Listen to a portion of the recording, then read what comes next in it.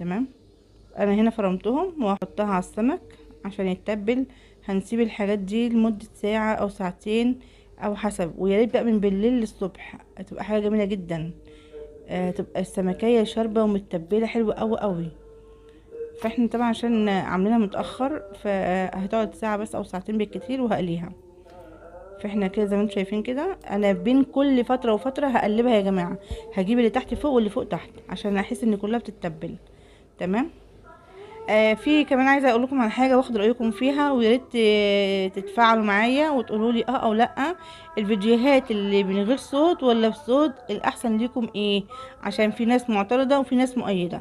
فاتمنى ان شاء الله باذن الله وحسب الاغلبيه انا هعمل. انا هنا هبدا معاكم واعمل معاكم رز اللي هو الصياديه، اللي هو رز السمك اصلا ذات نفسه، اللي هو الاصلي الاساسي، اللي هو ابو بصله غامقه. فده طبعا لا